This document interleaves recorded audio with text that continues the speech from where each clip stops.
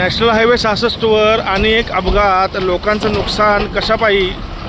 तर हा रस्ता शास्त्री पुलापासून जो येतो सरळ चांगला रोड आहे रेल्वे स्टेशनपासून पुढं, आणि एकदम इथं आल्यानंतर रस्ता खराब होतो. हे बघा अशी माती उडते, हा रस्ता खराब आहे आणि हे सगळं खड्डे आहेत तिथं.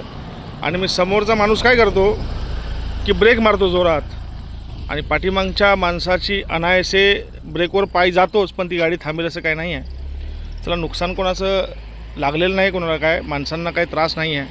सीट बेल्ट घातलेलं आहे. गाडीचं नुकसान बऱ्यापैकी आहे.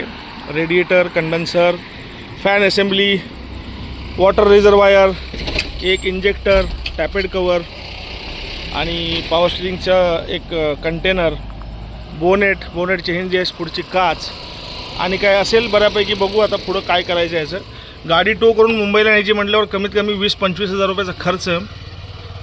इंटेक मॅनिफोल्ड पण तुटलंच.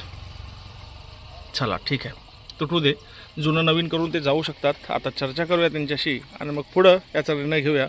पण नॅशनल हायवे 66वर आरवलीपासून रत्नागिरीपर्यंत गाड्या व्यवस्थित चालवा, जेणेकरून नुकसान होणार नाही आहे. टायमिंग चांगला असेल तर माणसांना लागत नाही, नाहीतर मग लोकांना लागतंही खूप. आता त्यांनी सीट बेल्ट लावले होते त्यामुळे काही त्रास झाला नाही आहे. गाड्या येताना व्यवस्थित चालवा, सांभाळून या, म्हणजे त्रास होणार नाही.